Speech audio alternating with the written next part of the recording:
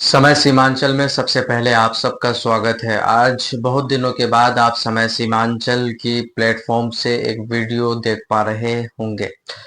ये वीडियो सबसे पहले आपको ये बताते हुए चले कि ये सीमांचल एरिया के 22 विधानसभा क्षेत्र और किशनगंज लोकसभा क्षेत्र के अंतर्गत ये एक रास्ता पूर्णिया मोड़ दालकोला से जाती है, जहां कई गांव को ये रास्ता जोड़ती है। जिस तरह उस लाइन से और उस रास्ते से हजारों की संख्या में लोग रोजाना जाते और आते हैं। लेकिन अफसोस की बात यह है कि आज जब स्थानीय लोगों के द्वारा इस वीडियो को चलाने की बात की गई और समय सीमांचल की टीम खुद जाकर के वहां का नज़ारा देखा और वहां पर जाकर के रिसर्च किया, तो पता ये चला कि जो आप रास्ता पीछे देख पा रहे होंगे, ये पूर्णिया मोड़ से जब आप जाएंगे चोचा, गहंगर, तेलंगाना, गुहास और बहुत सारे लोग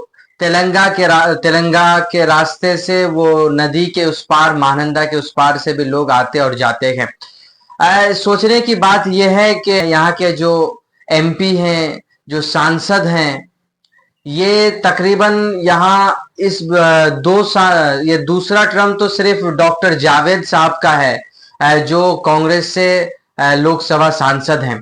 लेकिन स्थानीय लोगों के द्वारा ये पता चला कि यहाँ आज से नहीं बल्कि तकरीबन 25-30 साल पहले से लगातार कांग्रेस का सांसद रहा है। लेकिन सोचने की बात यह है कि कांग्रेस का सांसद होने के बाद भी सिर्फ एक बार नहीं, 20 और 25 साल तकरीबन रहने के बाद भी एक रास्ते का अगर ये हाल होगा, तो जरा सोच के देखिए, जहां इर्द गिर्द में या अगल बगल में मेडिकल कॉलेज ना हो, कहीं अगल बगल में ऐसा हॉस्पिटल मौजूद ना हो जहां एक अच्छा इलाज किया जाए, और इस तरह के रास्ते से जब अगर मरीज को लेकर के जाया जाएगा, सोचिए उनका क्या हाल होगा। और लोगों के द्वारा यह भी पता चला कि यहीं से जो एमएलए हैं, जिनको लोग रुकमुद्दीन या के नाम से जानते हैं, यहाँ आज वो जब एमआईएम से जीत करके राजद में चले गए, लोगों का ये भी कहना है कि राजद की भी यहाँ पे दबदबा सदियों से चली आ रही है। काफी लोगों के द्वारा ये भी कहा जाता है कि राजद का भी यहाँ शासन बहुत दिनों तक रहा। लेकिन दोनों पार्टियां अपनी दबदबा बनाने के बाद भी इस रास्ते का खस्ता हाल रहने की वजह यह है कि वहां किसी एमपी या एमएलए को बदनाम करने से अच्छा है, मैं समझता हूं कि वहां के स्थानीय लोगों की ये कमी रही होगी कहीं ना कहीं। क्योंकि हर 5 साल के बाद जब सत्ताधारियों के द्वारा आपके पास वोट मांगने के लिए जाया जाता है, तो आप किस मुद्दे पे वोट डालते हैं, ये डिपेंड आप पर करता है। सोचने की बात यह है कि कांग्रेस में दूसरा बार जब डॉक्टर जावेद अपनी सत्ता में बैठने की तैयारी कर रहे थे, तो कहीं ना कहीं उस रास्ते से गुजरे होंगे, तो वहां के लोगों के द्वारा उनको किस मुद्दे पर वोट डाला गया, ये वहीं के लोग कह पाएंगे मुझसे ज्यादा बेहतर। वहां के लोगों को यह भी सोचना चाहिए कि जब आप हर 5 साल के बाद एक ही मुद्दे पर अगर वोट डाल रहे थे एक ही पार्टी को, तो फिर आपके इन तमाम कामों के बाद भी ये रास्ता क्यों नहीं बन पाया, ये आपसे सवाल होनी चाहिए। वहां के एमपी एमएलए से सवाल करके मैं समझता हूं कि कोई फायदा नहीं है, क्योंकि उन लोगों का अक्सर ये हाल होता है कि वो अपने सत्ता में बैठने के बाद फिर आप कौन हम कौन वो फिर पहचानते नहीं। सोचने की जरूरत आपको है कि आपने जब वोट डाला तो आप किस मुद्दे को डाला। क्योंकि ना आपके सीमांचल एरिया में अच्छा मेडिकल कॉलेज कहीं आपको नजर आएगा, ना कहीं अच्छा आपको एक हॉस्पिटल नजर आएगा, न शिक्षा के तौर पर। बिजली की तो बात ही मत कीजिए, नल जल योजना तो रोड ही पे बहता है, इसमें कोई शक है नहीं।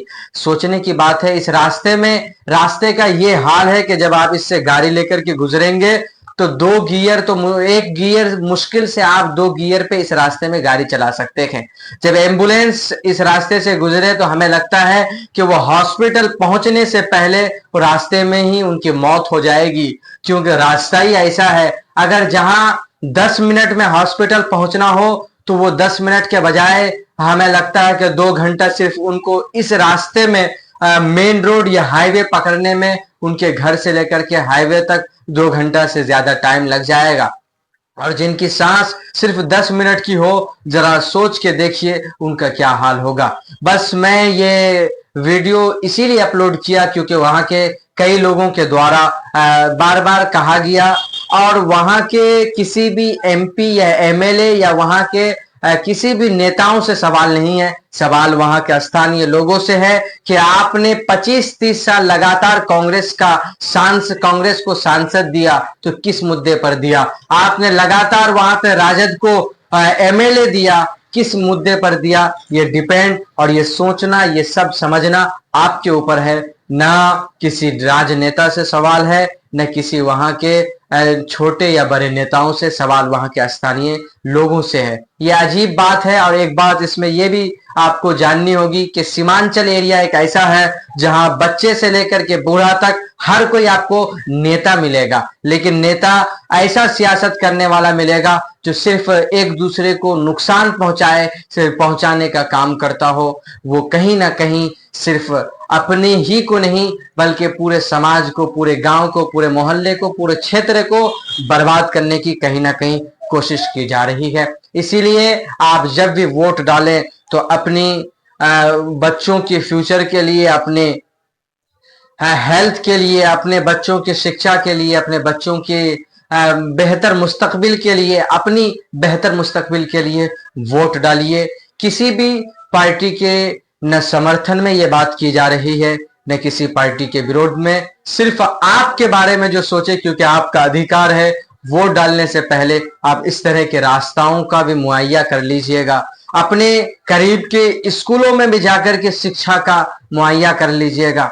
आप अपने घर के फैन और बल्ब को भी ऑफ ऑन करके देख लीजिएगा कि बिजली भी टाइम पे रह रही है कि नहीं। आप नल जल योजना के तहत आने वाला पानी, उसका भी नल खोल करके देख लीजिएगा कि पानी भी मिल रहा है या नहीं। आपसे ये गुजारिश है और ये समय सीमांचल की कोशिश के साथ आप जुड़े रहें। जो जन जन की आवाज सदन से लेकर संसद तक उठाने की भरपूर कोशिश की जा रही है। आने वाले वक्त में सिर्फ इस तरह के मुद्दे नहीं बल्कि आपके घर से लेकर के बाहर तक सारे मुद्दों को उठाने की भरपूर कोशिश की जाए। समय सीमांचल के साथ जुड़े रहें। बहुत बहुत शुक्रिया।